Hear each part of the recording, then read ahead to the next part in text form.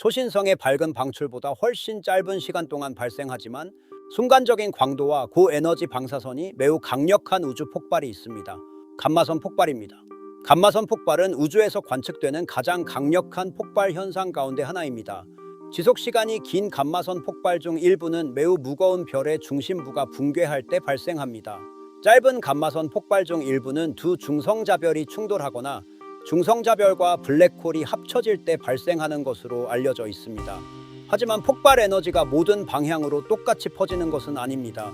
강한 에너지 일부가 좁고 빠른 제트 형태로 양쪽 방향으로 뿜어져 나올 수 있습니다. 이 제트의 방출 범위 안에 지구가 들어올 때 우리는 매우 밝은 감마선 폭발을 관측할 수 있습니다. 따라서 감마선 폭발이 비교적 가까운 곳에서 발생하더라도 제트가 지구와 다른 방향을 향하면 지구에 도달하는 직접적인 고에너지 방사선은 크게 줄어듭니다.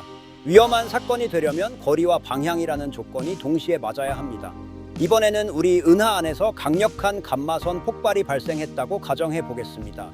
그리고 그 제트가 지구를 향했다고 가정합니다.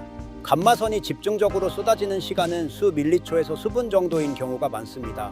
하지만 짧다고 해서 전체 에너지가 약한 것은 아닙니다. 감마선이 지표까지 그대로 통과해 모든 생물을 직접 태우는 것도 아닙니다. 지구 대기가 감마선의 상당 부분을 흡수합니다. 문제는 대기가 감마선을 막아내는 과정입니다. 감마선이 상층 대기와 충돌하면 질소와 산소 분자가 이온화되고 분해됩니다. 그 과정에서 만들어진 질소산화물이 오존을 파괴하는 화학 반응에 관여할 수 있습니다. 한 대기 모형 연구에서는 약 10초 동안 총 100kJ 제곱미터당의 감마선 에너지가 지구에 도달하는 상황을 가정했습니다.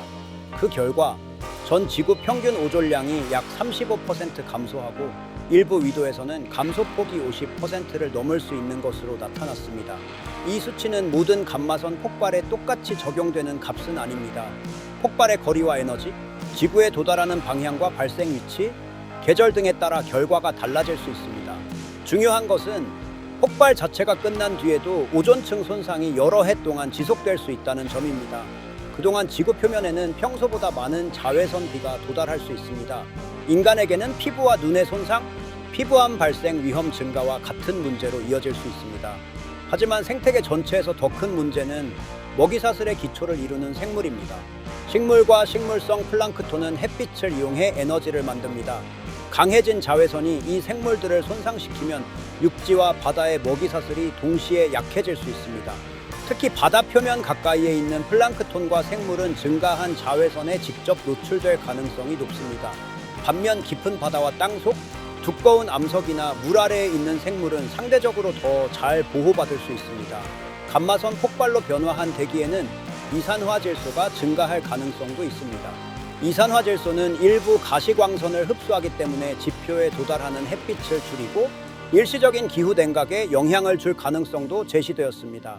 오존층 손상으로 자외선은 증가하는 반면 대기의 변화로 지표에 도달하는 일부 햇빛은 감소하는 복합적인 환경 변화가 발생할 가능성이 있는 것입니다.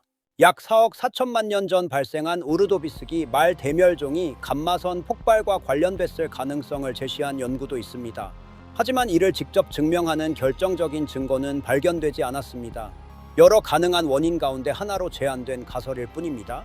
감마선 폭발의 또 다른 문제는 실질적인 대피 시간이 거의 없다는 점입니다. 두 중성자별이 충돌하는 경우에는 합병 직전부터 방출되는 중력파를 먼저 검출할 가능성이 있습니다. 충분히 가까운 사건이라면 합병 수십 초 전부터 조기 탐지가 가능할 수도 있습니다.